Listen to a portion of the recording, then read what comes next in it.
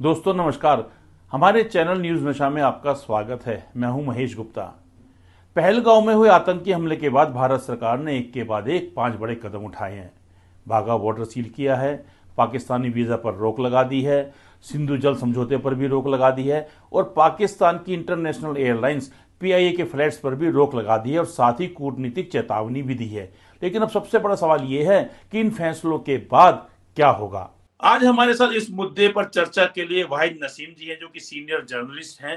वाहिद जी, सबसे पहले हम आपसे ये जानना चाहेंगे कि जो भारत सरकार है, जिसने अभी 5 बड़े फैसले लिए हैं जिनका सीधा असर पाकिस्तान में पड़ेगा, तो हम क्या बोलेंगे, क्या भारत और पाकिस्तान के बीच अब सीधी लड़ाई की जमीन तैयार हो रही है?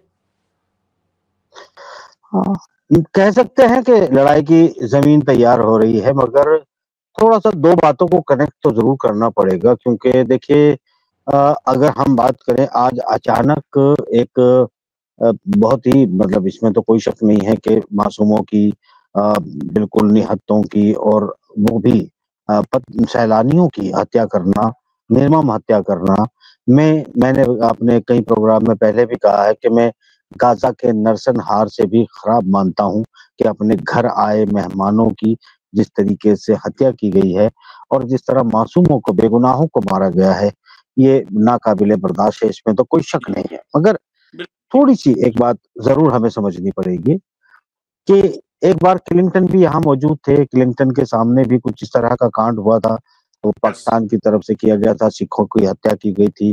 वह हम्म। आप शायद सभी को वो भी याद है।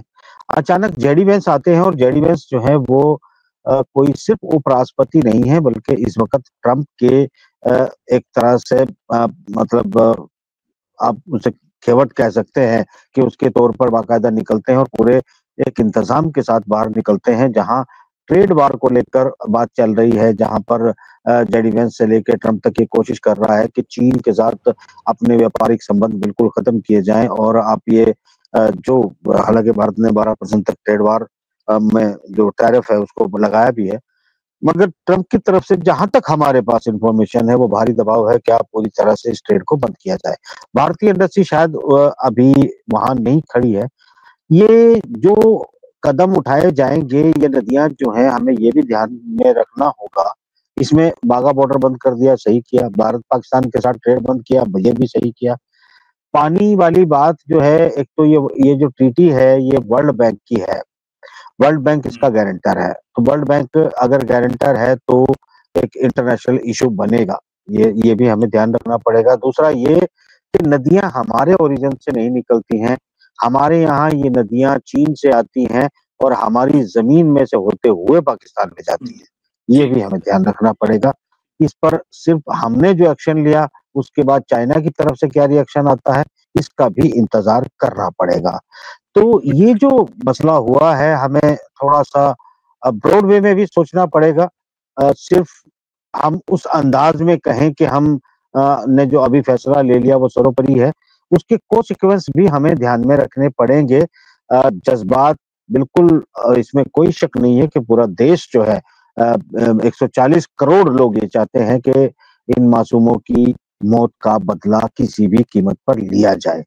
मगर वो सिर्फ़ पानी रोक देने से, बोगा बॉर्डर बंद कर देने से, ट्रेड खत्म कर देने से, मेरे ख़्याल से इससे तो देश की जो है वो बदला नहीं उतरता है कि कोई 28 मासूम भारतीयों की ज़िंदगी छीन ले और जबकि आपने देखा कि कश्मीर में भी लोग जो है पूरी तरह से उबले हुए हैं पूरी तरह से संपूर्ण बंद किया है उन लोगों ने और पूरी वाहिद तरह से जी। वो हाँ उनकी जी। भी माँग है कि बर्दाश्त नहीं किया जाएगा। जी। वाहिद जी, इसी पर मैं आना चाहूंगा आपके साथ कि आतंकवादी ये जो घटना है, ये इस आतंकवादी घटना ने, जैसा कि कहा जा रहा है, उन्होंने कहा कि भाई आप हिंदू हैं या मुसलमान हैं, कौन है हिंदू को गिन के मारा है, कितना सच है कितना नहीं है, लेकिन अभी देखिएगा कि उसका बहुत ज्यादा असर पाकिस्तान, ये हमारी कश्मीर की जनता पर पड़ा है। और कश्मीर की जनता ने, जब ये घटना हुई या वारदात हुई या ये कायराना जब हमला हुआ है, तो कश्मीर की जनता ने बहुत मदद की। वहां पे सैलानी आए हुए थे। और ये जो अटैक है, ये सिर्फ ये मान, ये बिल्कुल ठीक बात है कि हत्याएं हुई हैं, लेकिन अब हम इसको बात को भी नहीं भूल सकते कि ये जो पाकिस्तान की तरफ से हुआ या आतंकवादियों की तरफ से हुआ, तो उन्होंने कश्मीर का जो की जनता का बहुत बड़ा नुकसान किया है। और ये बिल्कुल जो है देखिए, ये एक और उसके अलावा भी मैं कहना चाहूंगा कि जो कुछ खास चैनल इस बार की खबर चला रहे हैं, हिंदू मुसलमान दिखा रहे हैं, तो उसमें तो हम कहेंगे कि जो आतंकवादी हैं और पाकिस्तान के मंसूबे हैं, हम उनको कामयाब दिखा रहे हैं। हाँ, ये तो हमें सोचना पड़ेगा ना कि हम लोग जो है पाकिस्तान, अगर अगर हम ये कहते हैं कि हमला पाकिस्तान ने किया है, और अगर हम ये कहते हैं कि पाकिस्तानियों ने यहाँ हिंदू मुस्लिम आपस में बांटने की एक चाल चली है, तो फिर हमें मेरे ख्याल से संयम और संभल के बात करनी चाहिए। जी या फिर हम ये मानते हैं कि जो पाकिस्तान में या पूरी दुनिया में जहां भी मुसलमान रहते हैं, या जहां सऊदी अरब से अभी अभी प्रधानमंत्री लौटे हैं, या जो भारत में सऊदी अरब और यूएई के इन्वेस्टमेंट हो रहे हैं, या फिर ये सब के सब जो है सब पाकिस्तानी है। मतलब सवाल ये है कि अगर अगर आपको थोड़ी सी भी संयम की अगर सब्र नहीं है, होश नहीं है, तो फिर आप पाकिस्तान के उस फार्मूले को ही सक्सेस कर रहे हो। अगर ये कहते हो कि ये हमला पाकिस्तान ने किया और हिंदू मुस्लिम को बांटने के लिए जानबूझकर पहली बार कश्मीरी अटैक में धर्म पूछकर जो है वो हमला किया गया। अब एक बात मैं अब इसमें और ऐड कर देता हूं जो अभी तक किसी ने नहीं की है।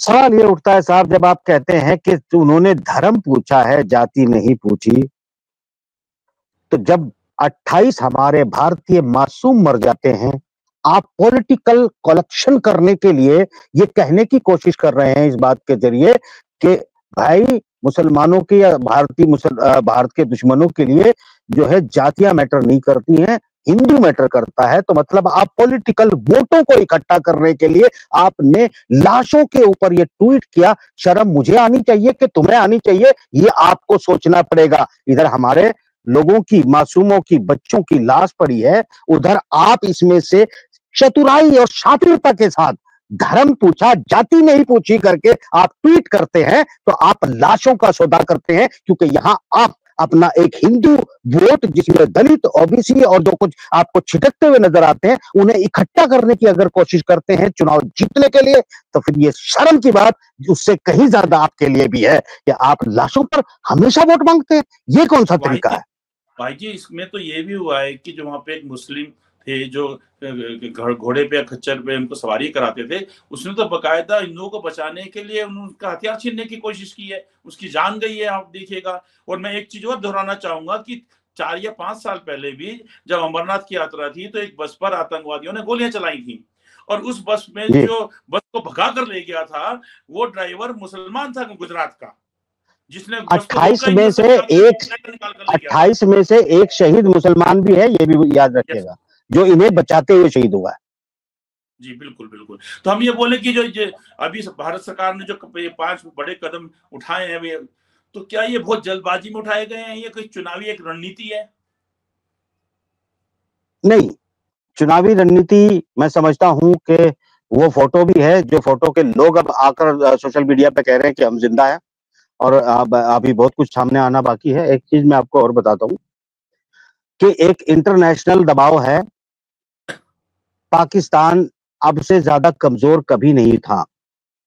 जब उनकी जनता अपनी फौज के खिलाफ है, जब उनकी पॉपुलर लीडरशिप अपनी फौज के खिलाफ है, जब चंद दलाल किस्म के लोग फौज के साथ है, जब फाइनेंशियल क्रैश हो चुका है वो देश, पिछले 70 साल से समझ लें या पिछले 12 या 20 साल से समझ लें, और सिर्फ पाकिस्तान करता हूं साहब आज पूरी तरह से। मैं कहता हूं कि उठिए, सर्जिकल स्ट्राइक मत करिए, उन पाकिस्तानियों को मौका मत दीजिए कि वो कहें कि कब्बा मारा। आप पूरी तरह से पीओके लीजिए, सियाचिन लीजिए, गिलगित बाल्टिस्तान लीजिए, जो हमारा है वो लेकर दिखाइए। अगर अब भी आप नहीं ले सकते, आप अपने आप को विश्व गुरु होने का दावा करते हैं। दुनिया में इस वक्त सबसे ज्यादा डिस्टेबलाइज पाकिस्तान है, सबसे ज्यादा कमजोर पाकिस्तान है, जो ना अपने मुसलमानों के फलस्तीन का साथ दे पा रहा है, जो अपनी ही जनता में नफरत का शिकार है। अगर उनसे भी आप अपना हक नहीं ले सकते, तो आज के बाद ये मुंह पे ढक्कन लगा के बंद करिए। आप ये बंद करिएगा कि आप विश्व गुरु हैं, आपके पास बड़ी ताकत हो गई है, आप बड़े डिप्लोमेट है, दुनिया हम आपके साथ है, ये ड्रामा बंद कर दीजिए या फिर पाकिस्तान से हमें पीओके लेके दीजिए। हम नहीं बात करते उनकी, जो ये कह रहे हैं जो हिंदू मुस्लिम करने जा रहे हैं। हिंदू मुस्लिम अगर आप कर रहे हैं तो सिर्फ वोट मांगने के लिए कर रहे हैं, फिर शक की उंगली सिर्फ आप पे जाएगी। आप हमें जो है हमारे लोगों का बदला लेके दीजिए। अगर आप इसमें जाति नहीं और धर्म की बात कर रहे हैं तो इन लाशों पर वोट मांग रहे हैं, फिर हमें आपसे नफरत होनी चाहिए। किसी भी अक्लमंद भारतीयों को नफरत होनी चाहिए। अगर आपको भारतीय लोगों का और भारतीय पैट्रियोटिक लोगों का, भारतीय हौदे वतन लोगों का अगर सहयोग चाहिए तो पाकिस्तान से हमें अब पीओके लेके दीजिए। अगर आप अब भी पीओके नहीं लेके दे सकते, सिर्फ पानी बंद करेंगे, बाघा बॉर्डर बंद करेंगे, ये ड्रामा करेंगे, वो ड्रामा करेंगे और बिहार में आज की रात पहुंचकर आप वोटों का उद्घाटन करेंगे, तो फिर हम इसे, या पूरी दुनिया इसे सोचने पर मजबूर हो जाएगी। या एक बात नोट कर लीजिएगा आप भी और दर्शक भी, 8 दिन के अंदर जेडी वेंस की तरफ से कुछ इसी तरह का बयान आ सकता है जो क्लिंटन ने अमेरिका जाने के बाद दिया था। भाई जी, जैसे आपने भी बोला और मैं इस बात को दोहराना चाहूंगा कि जो पाकिस्तान की जनता खुद अपनी आर्मी के खिलाफ है, जो उनकी वित्तीय हालत है पाकिस्तान की बहुत खराब है। हम अगर एक आम भाषा में बोले तो कोई ये भी कहेगा कि भुखमरी के कगार पे हो रहा है। लेकिन आप ये देखिएगा कि ऐसे माहौल में भी जो ये आतंकवादी घटना हुई है जिसके पीछे पाकिस्तान को हम क्या जिम्मेदार भी ठहरा रहे हैं, तो पाकिस्तान की इतनी हिम्मत कैसे हो गई? पाकिस्तान क्या सोचकर चल रहा है? क्या वो सोचकर चल रहा है? क्या वो पाना चाह रहा है? क्या वो खोना चाह रहा है? जज्बात को छोड़कर दो इंटरनेशनल लेवल के 2 कमेंट करूंगा, उन्हें ध्यान से सुने।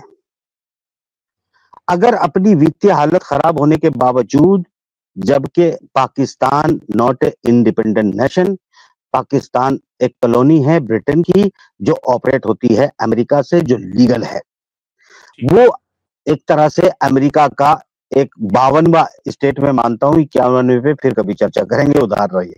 52वां स्टेट मानता हूं पाकिस्तान का।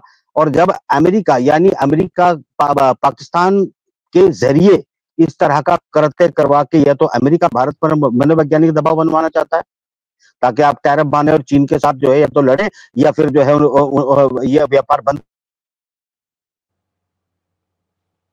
क्योंकि डिप्लोमेटिक बात कभी खुलकर नहीं कही जाती, बुद्धिमानों के लिए होती है।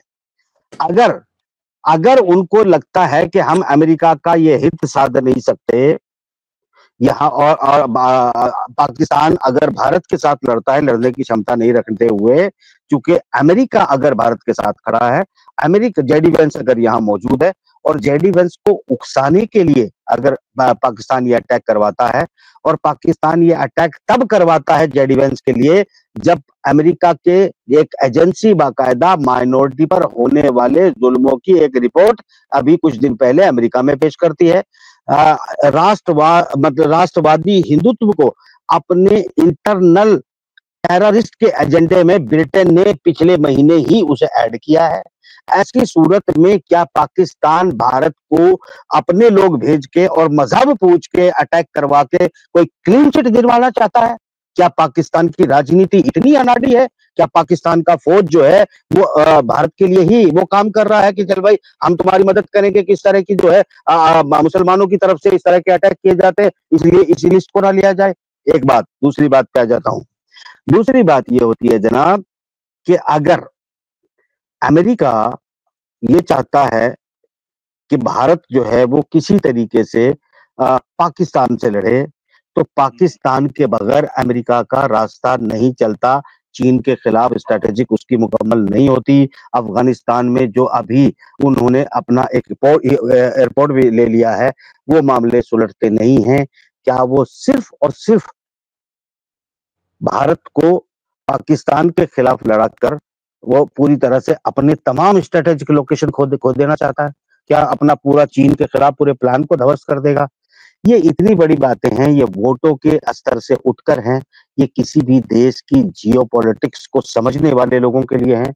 ये बिल्कुल स्पष्ट हो जाता है कि ये हमले की नौयत क्या है। क्या ये इस देश के बंटवारे से किसको फायदा है? हिंदू मुस्लिम के बंटवारे से किसको फायदा है? ये कश्मीर में कश्मीरियों के यहाँ पर्यटक ना पहुंचे, कश्मीरी क्यों चाहेंगे? टेररिस्ट, ये पूरी की पूरी चीजों को बड़ी आसानी से समझा जा सकता है। ये जियो लोकेशन, ये और इस वक्त ये हमला ना अमेरिका के हित में है, ना पाकिस्तान के हित में है, ना भारत के हित में है, दुनिया के किसी के हित में नहीं है। अगर ये किसी के हित में नहीं है तो फिर किसने करवाया है? सवाल ये उठता है, क्या जब कोई भी भारतीय जनता पार्टी विरोधी ही मैं मान लेता हूं, वो ठीक ऐसे मौके पर ही क्यों इस तरह के काम करता है जब उन्हें इस तरह के माहौल की जरूरत होती है, जब इस तरह के बंटवारे के नाम पर वोटों की जरूरत होती है, जब इस तरह की धमकी देने पर कोर्ट को धमकाने की जरूरत होती है, जब किसी फैसले पर मनोवैज्ञानिक दबाव बनाने की जरूरत है, तब मुसलमान कहां से निकल आते हैं, पाकिस्तान कहां से निकल आता है, आतंकवादी कहां से निकल के हमला कर देते हैं, कभी पुलवामा कर देते हैं तो कभी जो है आज जो है कश्मीर कर दिया है, उसके पहले भी हर तरीके के काम कर दिए जाते हैं, कभी मौलाना बड़ी बड़ी तकरीर करके जलसे इकट्ठा कर लेते हैं। माना कि ये जनता नहीं समझती है, माना कि लोग नहीं समझना चाहते, मीडिया नहीं समझना चाहते, तो तुम ही शर्म कर लेना तो अच्छा होगा। सब समझ रहे हैं। आज मैं फील्ड में था और आप ये विश्वास नहीं करेंगे कि काफी लोग मुझे ऐसे मिले, उसमें वो लोग भी थे जिनको मैं पर्सनली जानता हूं जो भाजपा से जुड़े हुए हैं, लेकिन उनका भी ये कहना था कि पुलवामा में जो अटैक हुआ वो भी एक खास समय पे हुआ, ये भी जो घटना हुई एक खास समय पे हुई कि जब इलेक्शन का माहौल है। तो कहीं ना एक आम जनता भी इस बात को कह रही है, क्योंकि उनका ये कहना है कि ये जो आतंकवादी घटना है, कभी भी आतंकवादियों का अगर आप देखेंगे तो वो वहां पर अगर कोई कश्मीर में कोई घटना होती है तो वो कभी भी वो सैलानियों को, पर्यटकों को नहीं कुछ कहते हैं, क्योंकि वहां से पूरा कश्मीर का जो सारा कारोबार है उनका ठप हो जाएगा लोगों का। उनका निशाना में सेना रहता है, सेना हमारे उनको जो है उनको ठिकाने लगा भी देती है, लेकिन उनका जो है आमना सामना सेना से रहता है। और यहाँ पर जो मामला ये आया है कि कश्मीर की जनता भी परेशान हुई है, देश में भी गलत मैसेज गया है, एक हिंदू मुसलमान का मैसेज भेजने की कोशिश की गई है, और ये कह के कि हाँ भाई आप हिंदू हैं, आप हिंदू हैं, वो मारा गया है। तो इस बात को लेकर लोग भी बड़ी अटपटी सी बात कह रहे हैं। और दूसरी बात ये भी लोग कह रहे हैं कि कश्मीर के अंदर अगर कोई जा रहा है तो 99% क्या 99.9% हिंदू ही इधर से जा रहे हैं घूमने के लिए।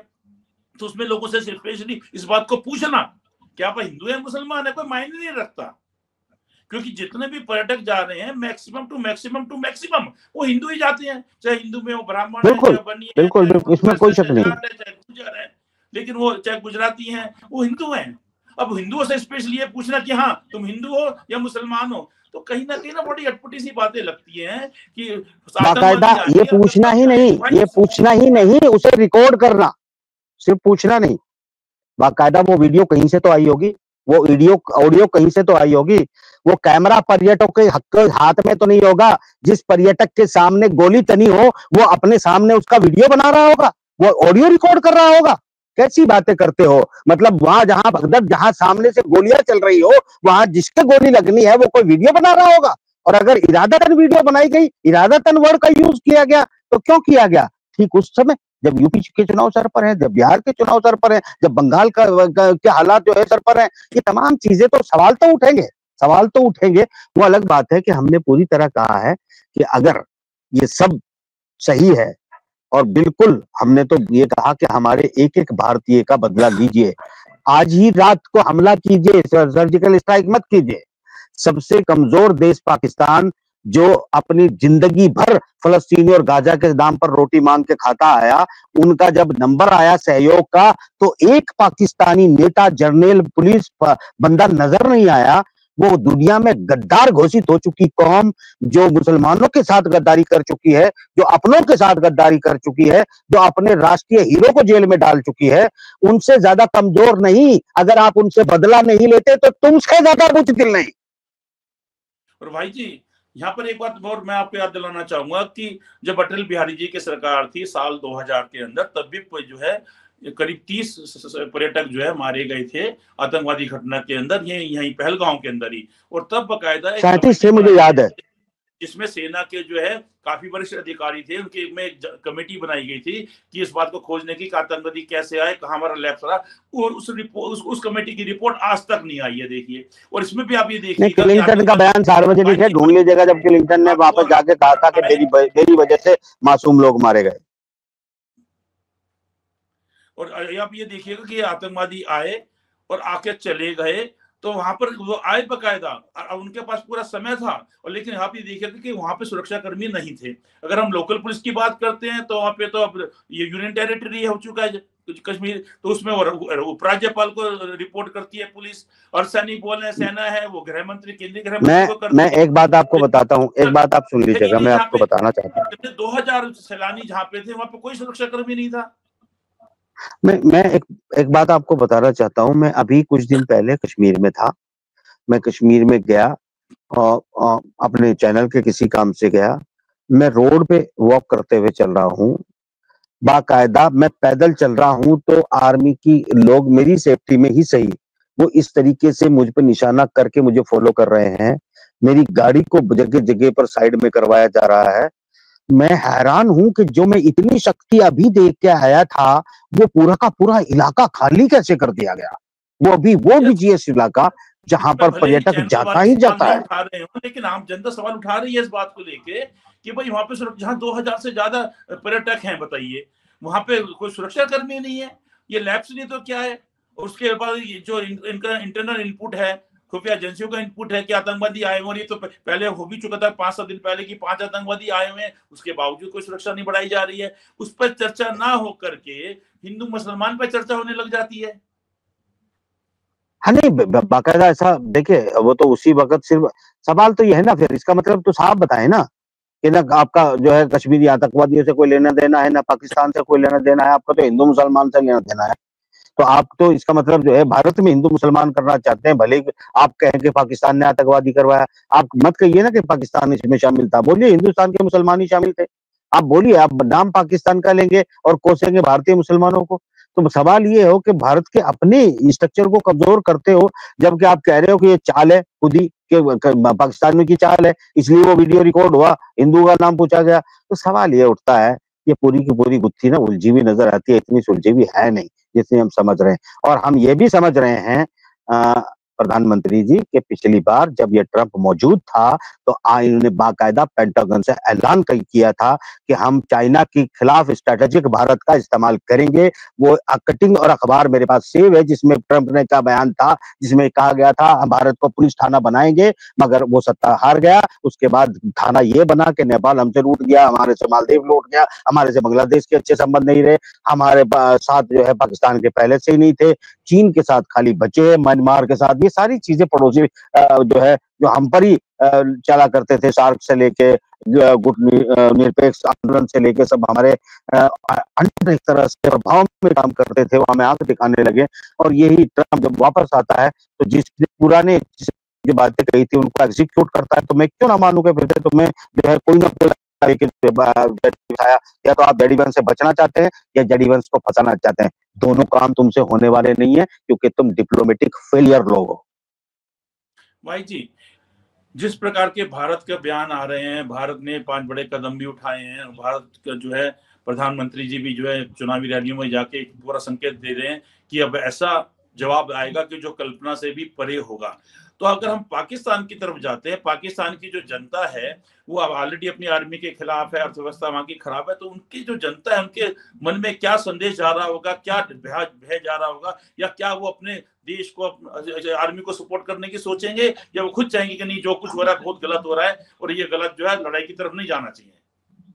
मैं एक बात मानता हूं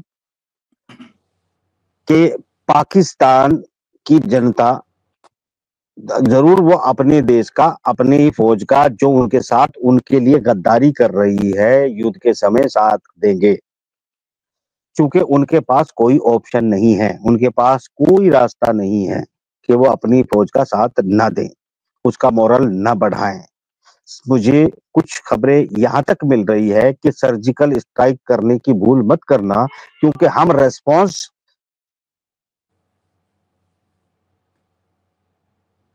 बोलना चाहिए कि हमने अपना एक एयरक्राफ्ट खोया था सार्वजनिक। अभिनंदन को हम तारीफ जरूर करते हैं, पर हम पाकिस्तान का कोई जहाज अपने पास रोक नहीं पाए, और पाकिस्तान ने हमारा जहाज अपने देश में गिराकर हमारा पायलट वापस किया था।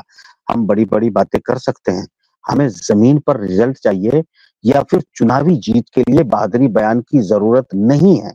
हम सच कह रहे हैं, मैं सच कह रहा हूं एज ए जर्नलिस्ट भी, मैं एज ए माइनॉरिटी का रिप्रेजेंटेटिव मान के भी ये सही कह रहा हूं कि आइए पाकिस्तान से बदला लीजिए, क्योंकि पाकिस्तान की करतूत या टेररिज्म या कोई भी काम भारतीय मुसलमान उसको क्यों पे कर रहे हैं। पाकिस्तान के बन गया था, क्यों बना था, याल्टा थी, क्यों थी, लंबी कहानी है, मगर पे भारतीय मुसलमान कर रहा है वो भारतीय मुसलमान जिसे 1946 में जब आपने बाकायदा एक तरफ पाकिस्तान के बंटवारे के लिए वोट मांगे जा रहे थे, रेफरेंडम करा था लॉर्ड माउंटबेटन, उधर भी एक मुसलमान था मोहम्मद अली जिन्ना जो पाकिस्तान बनाने के लिए वोट मांग रहा था। और याद कीजिएगा कि भारत के लिए को कांग्रेस का अध्यक्ष अबुल कलाम आजाद को बनाकर भारत के लिए वोट मंगवाए थे। इधर भी मुसलमान था कि भारत हमारा है, जामा मस्जिद बुलाती है, ताजमहल बुलाता है, और उनको रोक कर जिस तरीके से वोट लेकर कम से कम जमीन का बंटवारा किया गया था, आज उसी पाकिस्तान की वजह से भारतीय मुसलमान को अगर लानत झेलनी पड़ती है तो भारतीय मुसलमान क्यों चाहेगा कि ये पाकिस्तान नाम का देश जमीन पर रहे।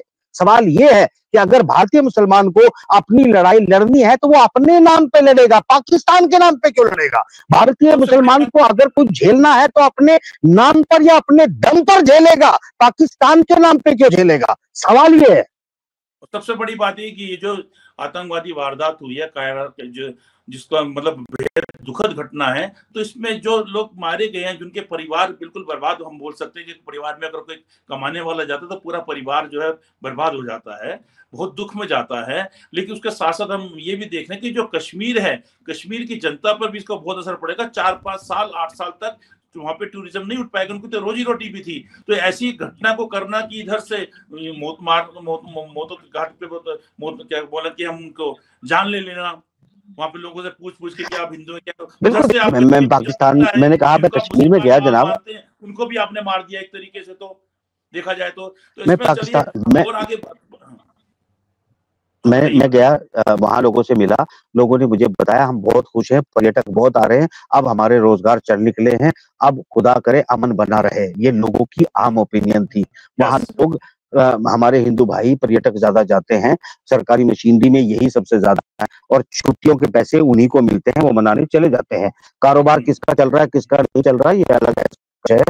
और मेरी फोन की बैटरी लगभग खत्म हो रही है, तो आप अगर प्रोग्राम में अच्छा रहेगा। बस मेरा आपसे आखिरी सवाल ये है कि जो है सर्वदलीय बैठक भी का भी आयोजन हुआ है, पूरा देश, चाहे वो कोई सी भी पार्टी है, कोई से भी धर्म के लोग हैं, किसी भी जाति के लोग हैं, पूरा देश इस समय एक है और वाकई में एक है। अब ऐसे में फिर मैं आपसे एक बार दोबारा जानना चाहूंगा कि जनता क्या चाहेगी। मैं सच आपको बता दूं कि देखिए जनता के मन में बहुत कुछ अलग चल रहा है, जो कुछ माना जा रहा है वो नहीं है। 70% बहुत चीजों को जानती है, हर बार एक ही फार्मूला काम नहीं आता है, और माफ कीजिएगा बैटरी चली जाती है। चलिए भाई जी, आज की चर्चा में शामिल होने के लिए आपका बहुत बहुत शुक्रिया, नमस्कार। और आप हमसे जुड़े रहने के लिए सब्सक्राइब करें YouTube पर, फॉलो करें Twitter पर और लाइक करें Facebook पर। और ज्यादा जानकारी के लिए आपको टाइप करना होगा सिर्फ न्यूज नशा।